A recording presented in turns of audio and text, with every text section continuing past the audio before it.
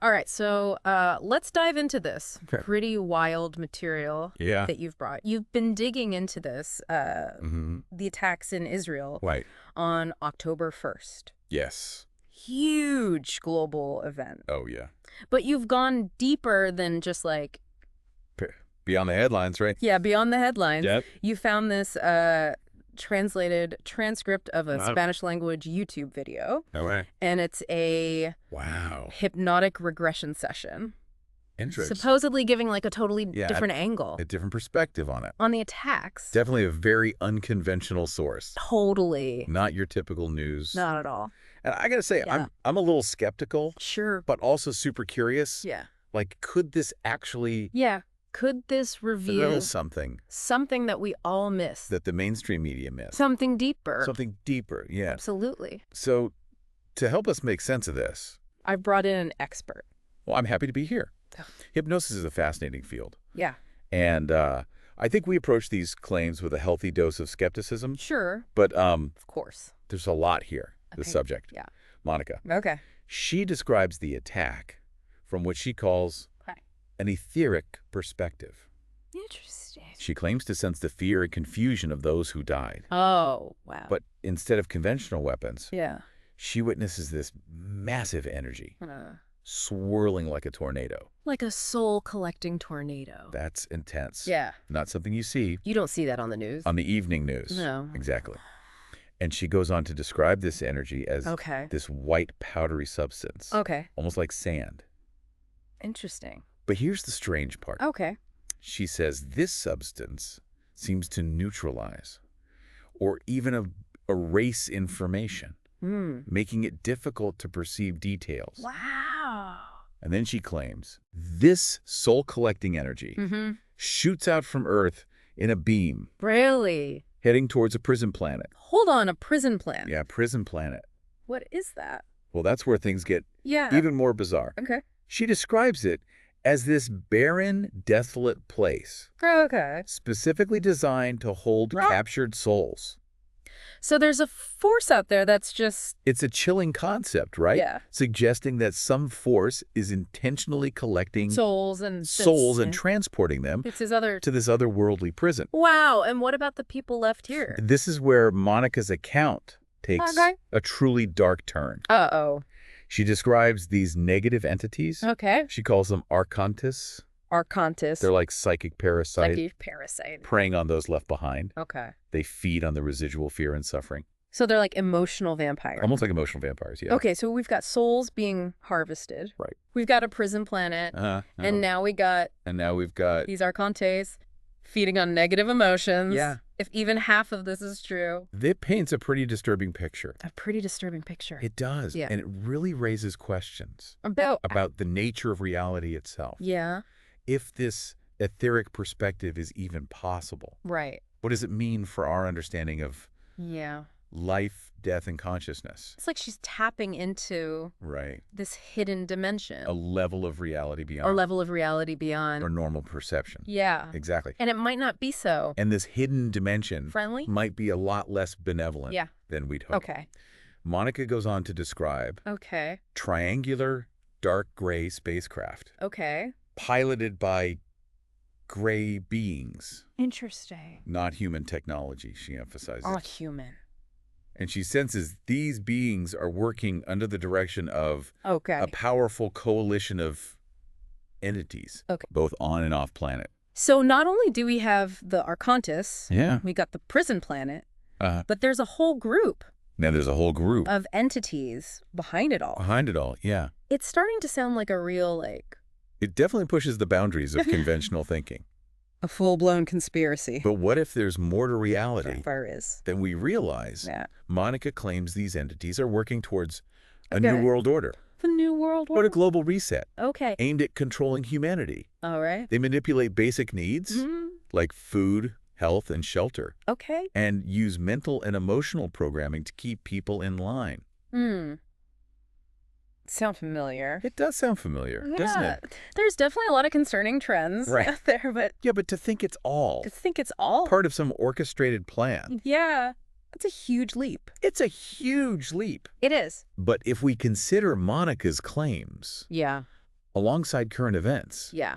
It certainly makes you wonder. It does. She describes mass media Okay. as a key tool for spreading fear disinformation.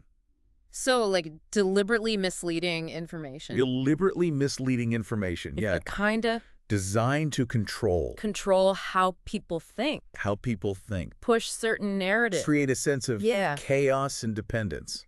Okay, that's Yeah. getting a little too close to home for me. It is a little, If this is true, how do we even... yeah, how do we defend That's ourselves? such a powerful and insidious force. Yeah, That's the million-dollar question. that is the million-dollar question. But luckily, Okay, Monica's account yeah, offers some clues. good. She describes these strange symbols Interesting. floating in the affected area After the attack. after the attack. Okay. She says they're a form of Okay. non-human language. Like a code Basically a code, yeah. for certain beings that only specific beings can Okay. understand. So it's like a set of instructions embedded Instructions embedded in reality. into reality itself Wow. for those carrying out the agenda. So like these symbols are directing the Archontes or the gray beings or... Well, she sees one symbol Okay. containing binary code, Like computer code. the kind used in computers. Wow. But this code relates to Uh, a specific religious group, okay. the Hindus. The Hindus. Yeah, it suggests that this Up agenda early. might target Let's see, but- specific population, Populations. Wow. potentially to harvest their energy in some way. Hold on. Harvesting energy from a specific religious group. It's incredibly specific. That is incredibly specific. pretty disturbing. That's one thing to talk about these abstract concepts. Right. But when you tie it to But when you tie it the real world, to a real-world group, oh, it makes it real. it adds a layer of Yeah. credibility. It's not just Yeah. vague generalizations. We got a lot to unpack here. They do. We got this etheric perspective, Mm-hmm. prison planet, Huh? Archontes feeding on fear, Right. a coordinated agenda, Yeah. these strange symbols targeting specific groups. It's a lot. What does it all mean? Those are the questions And is there anything we can do about it? that we'll be exploring in this Yeah, deep dive. I agree. Monica's account offers this glimpse Yeah. into a hidden reality. Yeah. One that might be operating just beneath our awareness. Right. And while it's easy to just dismiss it all as fantasy, Yeah. I think there's enough here to warrant I'm ready to dive deeper. serious consideration. Listeners, I hope you are too. Yeah. We'll be right back to explore the potential implications of this and what, if anything, we can do to resist this hidden agenda. Absolutely. Okay, we're back, and wow, that first part, I know, right? that was a lot. A lot to digest. To take in a hidden agenda, Mm. a lot of heavy stuff. Soul harvesting. Challenging our conventional understanding Our prison planet. of the world. Heavy stuff. It is, but Yeah. if we look at Monica's account as like Okay. a map of a hidden reality, Yeah. it can give us Yeah. crucial insights. Yeah, that prison planet. Yeah. It really stuck with me. It's a disturbing concept. What else does she say about this place? Well, she describes it as a Yeah. kind of a holding facility Okay. for souls, Okay. where they're kept in this state of amnesia and confusion, Right. unable to access their full potential or memories of their true selves. So they're saying that souls are being... It's almost like a spiritual purgatory Yeah. designed to keep souls trapped and disempowered. Intentionally imprisoned. Yeah. Stripped of their memories. It's unclear why, For what purpose? but if we connect this to the idea of soul harvesting, Yeah. a chilling possibility emerges. Okay. What if What if these entities are like entities are essentially farming souls? farming souls, Yeah, draining their energy like it. while keeping them in a state of amnesia? Cosmic battery farm. Like a cosmic battery farm. Yeah. But what? That's a terrifying concept. Why would they need all this energy? Right. What are they using it for? That's a question Monica doesn't fully answer. Okay. But she does sense these entities are deeply insecure, Oh, really? constantly craving more power and control. So So perhaps this energy harvesting insecure. is their way of sustaining themselves. Okay. Feeding their insatiable hunger for domination. So it's not just about manipulating us here. So it's not just Earth. On Earth, they're playing a much larger cosmic chessboard. Chessboard. And we're the pawns. With souls as the pawns. Yeah, it's... I mean, how do you even wrap your head around It's easy to feel... the scale of that. Overwhelmed. Yeah. Even powerless in the face of such forces. Yeah. But remember, awareness is the first step toward empowerment. Okay, so that's the first step. By simply acknowledging these possibilities, we begin to dismantle the system of secrecy that allows it to thrive. Okay, acknowledging it's not enough, though, right? Right, but it's a start. What can we actually do? So what can we do? To fight back. To resist this agenda. Yeah, to resist this agenda. Well, that's where Monica's account gets really interesting. Okay. She suggests several strategies. Right. Starting with discernment. Discernment. We're bombarded with information. Oh, yeah. Much of it deliberately designed to deceive. Right. So learning to separate truth from falsehood. So we need to become... To question narratives. Yeah. It's crucial. Better critical thinkers. Yeah, more skeptical. Yeah, more skeptical. Of what we see and hear. Yeah. Don't just passively absorb information. Right. Ask questions. Like... Who benefits from this narrative?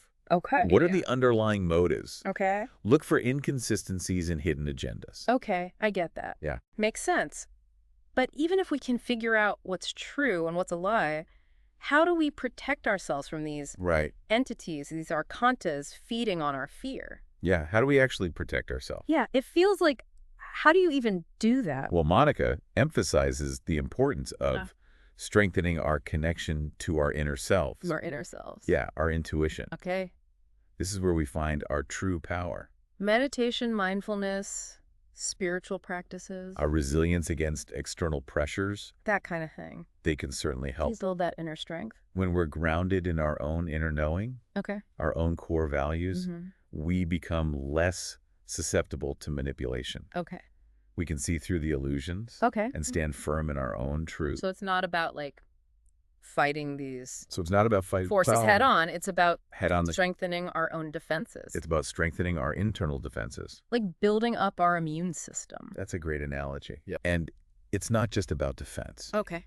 Monica talks about the power of intention. Of consciously manifesting a different reality. So we're talking manifestation. It's more nuanced than that. Like the power of positive thinking. It's about aligning our thoughts, beliefs, and actions with our highest aspirations.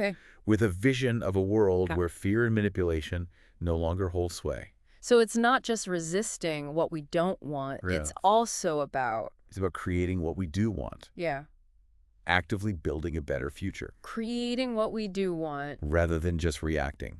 Yeah, I like that. To the darkness. I like that a lot. Yeah, imagine a world where humanity is awake. Yeah, how much impact can we really have? Aware of these manipulations and empowered to choose a different path. As individuals. Right. Against forces this big. That's where the power of collective action comes in. Okay. Monica emphasizes that sharing this information, raising awareness, can create a ripple effect. Okay, so just talking about this. The more people who awaken to these truths, the weaker the hold these forces have over us. Even if it sounds out there, can make a difference. Absolutely. Wow. Knowledge is power. Okay. And silence only benefits those I like that. Who operate in the shadows. Knowledge is power. By shining a light on these agendas. Okay. We disrupt their ability to control the narrative. Okay. We reclaim our power as individuals and as a collective. That's encouraging to hear. Right. It means we're not just passive victims. Yeah, we're not just sitting ducks. We have agency. Yeah. We have choices. We have choices. And we can create a different future. I like that. Okay. Okay, but there's still one piece of the puzzle that I'm really struggling with. Okay, those symbols. Those strange symbols. That Monica described. Especially the one. Especially the one with the Hindus. Targeting the Hindu population. That was just... It is a disturbing detail. Yeah, that was deeply unsettling. One that raises a whole new set of questions. Yeah. What are these symbols? About the nature of this agenda. How can they? And the methods they might be employing. Be used to harvest energy. Right. What does it mean for the people? What does it mean? Who are being targeted? For those who might be targeted. Those are some big questions. Yeah, those are questions. That we need to explore. That we'll be exploring. More when we return. Okay, so we've been talking about some pretty mind-blowing stuff. Yeah. A prison planet. Right. These psychic parasites, Mm. a hidden agenda, Yeah. maybe a connection to current events. Yeah. But these mysterious symbols Right. that Monica described, Yeah. especially the one targeting Hindus. Yeah. I mean, that's what really has me That's a big one. hooked. Yeah. It's What like did she find out about how they work? So she didn't have all the answers. Okay. But from what she experienced, Yeah. these symbols function as a kind of like Oh, non-human language. so like a code. A code embedded in the fabric of reality. Wow. It's almost like they can program reality. Really? Like writing code. Like computer code. Yeah. To influence events Yeah. or manipulate energy flows. So we're not just talking about like Not as representation. symbols as like representations of something. These No. are like active agents. They're like tools to to shape reality. to shape reality. And the symbol targeting the Hindu population Yeah. seemed especially potent, Okay. designed designed to exploit their specific So they're using spiritual practices and beliefs Winter this energy harvest against them. we've been discussing. I mean, this is where I think my skepticism really Yeah. bumps up against like Yeah, of the course. strangeness of this. It does sound far-fetched. How can a symbol, Yeah. even like a supercharged reality-bending symbol, Right. harvest energy from people? Think of it this way. I mean, it's We what a saw fantasy novel. Our thoughts, emotions, and beliefs. Okay. The very essence of our being Uh-huh. are forms of energy. Okay. And what if these symbols Yeah. act like antennas, tuned to specific frequencies, Okay. drawing in that energy and channeling it elsewhere? Okay, so our energy, our life force Right. operates on a frequency Maybe these entities they can tap into. can tap into. And these symbols are the tools And the symbols are the tool that they use they use to do it. to do it exactly. But why target a specific religious group? That's a question. Why the Hindus? That demands further investigation. Yeah. It's possible that certain spiritual practices, Okay. certain belief systems, Okay. generate a particular type of energy Okay. that these entities find valuable or easy to manipulate. So they're like Yeah. cherry picking certain groups to exploit. It's a chilling thought. It's a chilling thought. But this knowledge, as disturbing as it is, Yeah. can also empower us. Okay. How? If we understand the mechanisms of this manipulation, Yeah. we can start to develop countermeasures. Okay, so what can we do? So what can we do? How do we protect ourselves from this? Awareness Especially if it's targeting specific groups. is always the first line of defense. Okay, so just being aware of it. By understanding the nature of these symbols, their purpose, their effects, Mm-hmm. we're less likely to fall prey to their influence. Okay. It's like knowing the signs of a scam. Okay. Once you're aware of it, it's harder to be fooled. But just knowing about it isn't enough, right? Right. We need to build defenses. Yeah. We need to. Absolutely. Monica talks about Yes, sir. strengthening our energetic boundary. Energetic boundaries. Think of it like building a psychic shield around yourself. Okay, now we're getting into some A barrier that filters out harmful energies and influences. really out there stuff. Right. How do you even build a psychic shield? There are various practices and techniques that can help. Can anybody do this? Visualization is a powerful tool. Okay.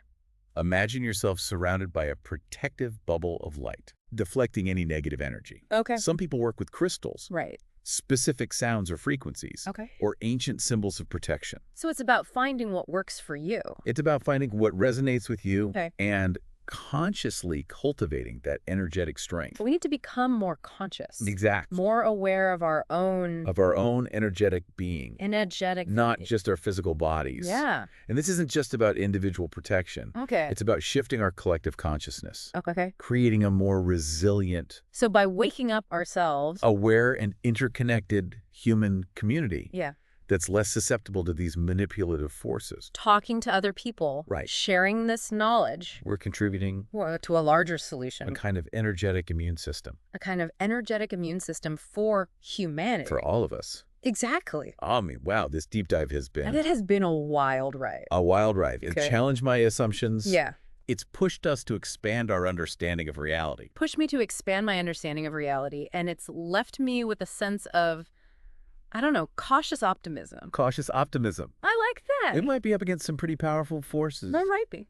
but We also have a lot of power inside us. we have incredible potential within us. Listeners, I encourage you to look into these ideas more. Yeah. Trust your intuition. Explore these ideas further. You are not alone on this journey. Absolutely. Keep asking questions, keep learning, keep shining your light.